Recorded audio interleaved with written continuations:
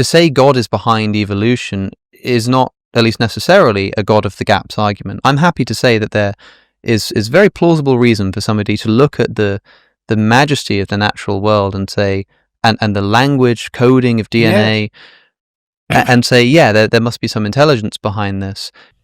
Alex O'Connor and John Lennox had an amazing conversation, and this is my reaction. To give some context to this part of the video, a moment before, John Lennox had asked Alex O'Connor about, information, and why is the world an information word-based reality?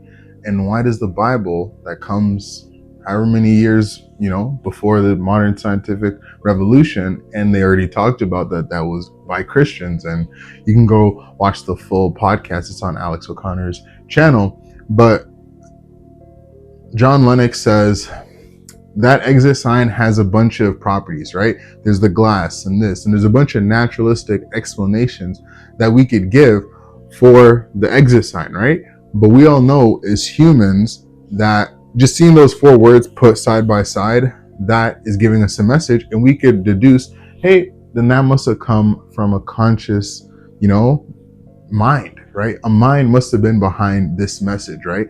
And now the human DNA is a 3-point-something billion long letter, and then we have atheists, agnostics that say, by accident, and it's really impossible, right? If only 4 letters convince you that exit was, made by man, and it's not the, it's not the God of the gaps argument to say, yes, there are naturalistic explanations that talk about life and what happens after the origin of life happens, and natural selection and survival of the fittest. Yes, all those things exist, but not despite Christianity, despite God. Because as soon as you grant the first miracle or the second miracle, depending on what you believe, the Big Bang and then the origin of life, how things went from non-conscious, that's even another leap, right? How things went from no life to life. How did that happen, right? And as soon as you grant that, Alex, soon you'll be on your road. Soon you'll be on your road to Christianity. Hopefully you'll be, I already think he's coming closer actually. Because Alex O'Connor is very funny because he's just like teasing Christians, I feel. He's like, I'm getting this close. Like he's like so close because he practically knows all the arguments. He's having the top Christians there talking to him. And he's admitting like, yeah, that doesn't make sense. Yeah, that doesn't make sense. But then he says, yeah, but is it enough evidence? And that's what kills me, because it's like, man, how much evidence do you need, and what type of evidence, right? When somebody says prove God, do they mean like mathematically prove? Because no one can do that, right? Even in a court of law, we say proven guilty or innocent beyond a reasonable doubt. There's a reason there's beyond a reasonable doubt, because it's, hey, looking at everything we have today, does it look like a God created everything, or everything came out of nothingness and it's random and it was blind? Does that make more sense? Which one makes more sense with the evidence that we have? Let's continue with the clips. Like, you're not saying, oh, because I know that had a mind, I know that biology must have a mind.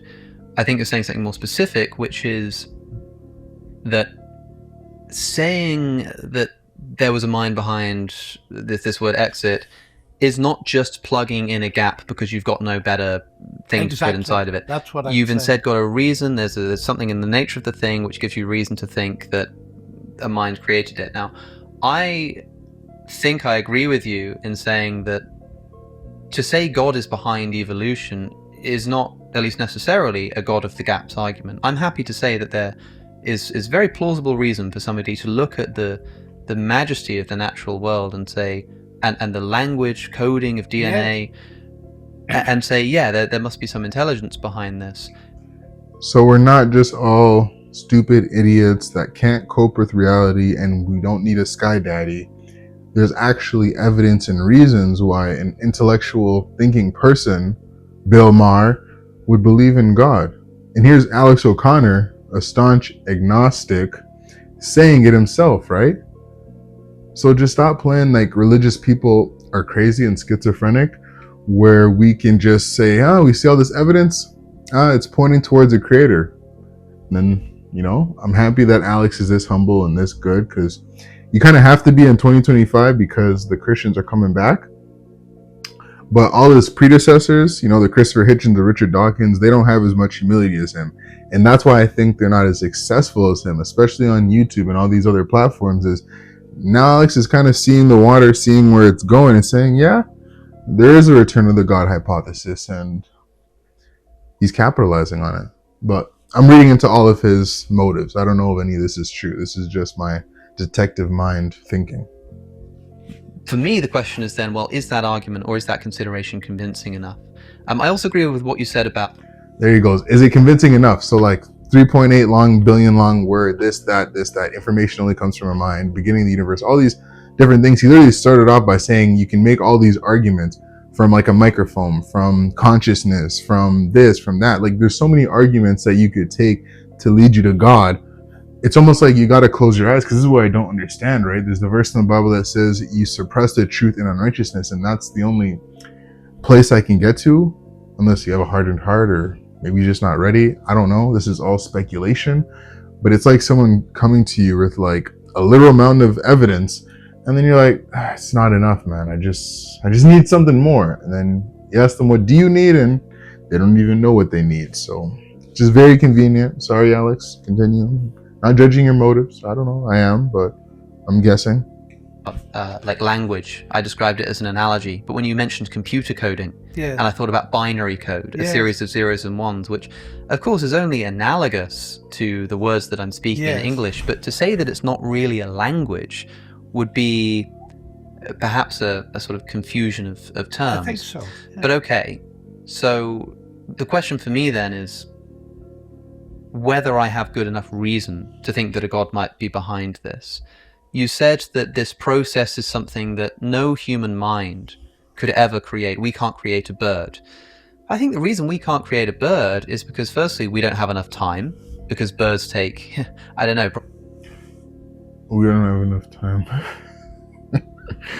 Man, when I hear that, like, what do I think about? Like, it's like, it's just like a cop-out, right? Like, hey, how do you know like a monkey turned into a human, right? Because the atheist will be like, hey, I want to believe in God, show me evidence for God, and you show them archaeological proof, and that's not good enough, and you show them, historical proof and linguistic and this and that and ontological arguments and argument from design, and you give them all these pieces of evidence, and they're like, yeah, no, not enough. And then they're like, okay, now guys, turn to your textbooks on page 5, humans became monkeys. And then you're like, how do we know that? Well, you got to believe it because of this evidence. And then you'll give them the same treatment, right? Say, no, that's not good enough evidence. No, it's not enough. No, it's not enough. I'm not convinced. And then you're like, you know what? I want to see this happen, right? Let me see it to believe it, right? Just like the atheists say, right? Let me see it and then I'll believe, right? And then the atheists will tell you, agnostic will tell you, no, it's not how evolution works. It takes billions and millions of years. So it's actually impossible to see it. The evidence that you're asking for is the exact evidence that we cannot provide. And then it's like, wow. Do you see how the Christians feel? Do you see how people that are religious that are arguing for these belief systems, when you just deny every piece of evidence and then ask for evidence that you can't even get, it's impossible? That's the same way I look at Alex O'Connor when he says it just takes billions of years to make a bird. We can make a bird if we had enough time, but the hard thing isn't about just a bird evolving and becoming bigger and stronger. Everyone can see that, right? Look at dog breeds. We can have difference in species, but I'm talking about like a dog to a cat, right? A bird to a train, or a human, a monkey to a human, whatever you think it may be. There's no visible evidence that you can show me. Look at this animal changing. Species, specifically species, because in this conversation, they talk about how the bird got a big beak and a small beak, and this is Darwinian evolution. But then when it's a drought and when it's water time, the beak goes different sizes depending on that, right? So it's not even evidence for that. And nobody cares about a bird getting a big beak or a small beak, or a German Shepherd becoming a poodle or a wolf. We all can see that. It's about, how does one species go to another? How does non-life go into life? How, Alex? Please give me an answer. Okay? I'm gonna give you another chance. Go ahead. Probably billions of years. Billions? If we accept that evolution does begin with some single-celled organism, however that got to... I love... If we just grant that God already created it, then science can take over from that point. Okay, guys? Well, there Got you to be are. there. Yes. And I'm happy. I love John Lennox's face. He's like your old grandpa when like he's been telling you something and you're like not listening because you're young and you're like a hothead, and he's just sitting back like, yes, grandson, I've been here waiting for you, man. Yes, man, don't worry. Yeah, grant yourself all this stuff. Yes, for your argument, because it just I love it. John Lennox, God bless your heart. To say, okay, perhaps there is some kind of intelligent creator of this. I love that he talked very slowly, because like you got to think about it, right? What happens is an intelligent creator creating this, and I love how like British people, and he's British. I'm pretty sure John Lennox is Irish. Just very respectful, letting each other finish and talk. Obviously, I'm being a little bit, joking around with Alex, as we should, right? No one's above reproach. Come on, Alex, don't take yourself too seriously. I'm just joking. This first sort of prime biological being, fine. The origin of life. If we then sort of track this process of evolution, the reason why a human mind can't create a bird is because it's not done by a direct, intelligent design. How do you know that? It's done by a sort of series of billions of years of trial and error, such How do you know God didn't use that? that I could create a bird in the sense that if I could somehow like be like God? Because what he's going to say next is like, you're going to be like God, right? You're going to be omnipotent. You got this, you got that. No, come on. set up some simple beginning conditions, I could then just sort of let it go in its environment, and in billions of years it would turn into a bird. The important thing is getting it going. That's to me where the really That's the important thing, getting it going. How did non-life become life? important question Well, is. It's not so much in the process of evolution that I discover something. Well, that's Amazing. interesting. And listen carefully to John Lennox's response, because it is magnificent. Because to my mind, getting it going is one of the hardest things. Yeah. The origin of life is much harder because you don't have life to Yes. give No, you all I'm that agreeing with you. variation. I mean to say that to me is where the question is. Alex O'Connor said, John, don't bite off my head. I'm agreeing with you, okay? I agree with you. Please don't hold my feet down to the fire anymore. Can we please move on? I'm agreeing with you. Just move on to this next point. And John Lennox is very gracious, very nice. He's like, okay, you agree with me. Let's go to the next part. And just as he should be, it's an amazing conversation, like guys. So excited. This mystery of how on earth would you get this Well, this that's initial right. being. But very big for me, mystery. what I'm saying is that once you have that, and even if you need God to get that, I don't think you then. But it's almost like, so what, man? It's like, if you're already granting all of these things, like, you shouldn't be granting them. Because I don't know if this is a debate. It's like a podcast conversation, so I guess it's not exactly that type of arena. But it's like, man, you're granting yourself so many things. Like, hey, God just made a universe out of nothing. Grant that, grant this, grant that he's going to make life out of non-life. But then after that, we don't need God anymore. Throw him away. We got evolution. We got Darwin. We got Richard. We got Christopher Hitch. We got all our guys to, comfort us about what the world really is. Just, it's just like Joe Rogan says, right? Hey, scientists need one miracle. I think they need so many more, because the Big Bang is the first one, but then how did life arise, right? From non-life. Too many questions that agnosticism and atheism cannot answer, but Christianity and theism can. Require this concept of intelligent design to describe the process that then goes on as it begins to replicate in environments that select for different qualities, if you know what I mean. What I would say to that is, if you've got God already to start it off, you've got God. Exactly. And perhaps you needn't worry too much about the rest. Yeah. Don't worry too much about the rest. Don't worry about how it's going to take off after God had already created life. Don't worry. If God is powerful enough to create the universe from nothing, from the word of his power, and he can create life from non-life, and he can do all of these miraculous things, Alex, he doesn't need you worrying about how the bird is going to, in the future, and how this animal. Don't worry about that. It's really like you as a child coming up to your mom and dad, and you're trying to tell them about stuff, and they're like, son, don't worry. Okay, just don't worry, baby. Don't worry. I'm gonna take care of it. You're too young to understand right now. But when, literally, I love this conversation. So for me... And then John Lennox is just laughing, just giggling. It's so amazing, because if you watch John Lennox and Christopher Hitchens debate, it is nothing like this. But obviously it's a debate. But I just love how much things have changed. Because I wasn't even alive during that debate, but with YouTube, you can go back in time and watch it. And now we're here in 2025 with practically Christopher Hitchens' spiritual son, Alex O'Connor. And look at his posture towards Christianity, towards John Lennox and the belief in God, as Christopher Hitchens was, your God's a moral mind. And not saying Alex O'Connor doesn't do that, because he still does that. We got to get clicks and views. But to be specific, right? It has changed, right? Now when he's sitting down with a Christian, there's no just saying, you believe in a sky daddy, yeah. And everyone in the crowd just, yeah, hoorah, hoorah. No. Things have changed with the Jordan Peterson, but we'll talk about that in another video, but let's continue. We're almost done.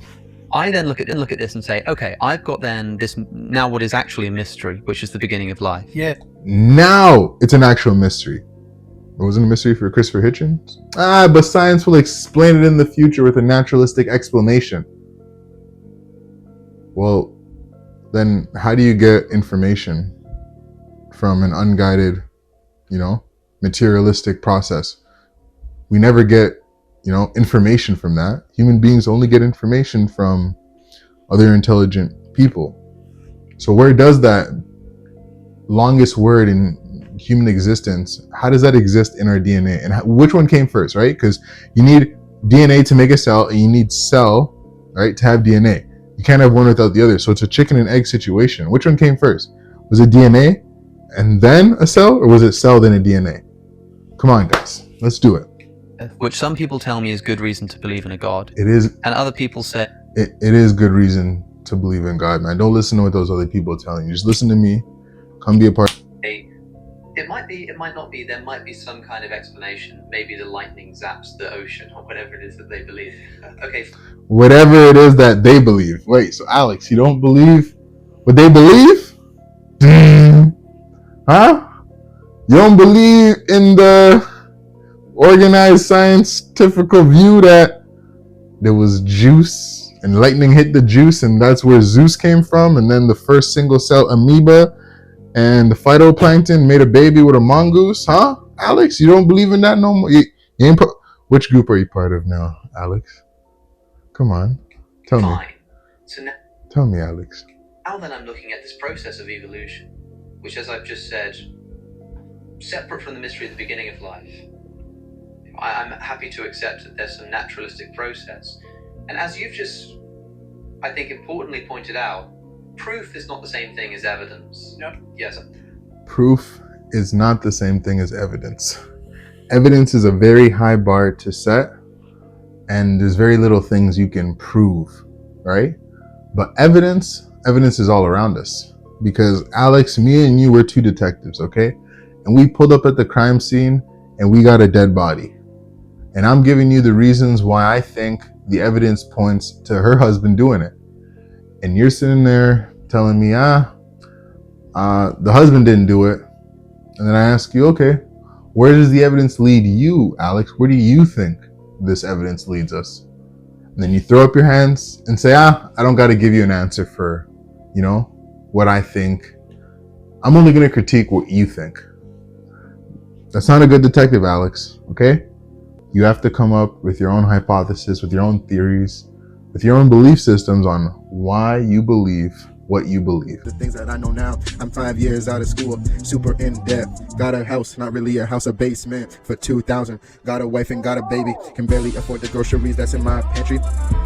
But somehow we got 40 billion to send to Ukraine and to Israel to fund the genocides in the world. Everything is outdoors, ain't that so wild? We got homeless veterans on the street, addicted to fentanyl, meth, everything that you see. I'm trying to tell you, this shit will make your eyes bleed when you start seeing the reality. You, when this is for me, this is for all the children will have, so they can remember that their parents were in love and they gave a good example to follow Jesus Christ. That's the only example I'm trying to tell you.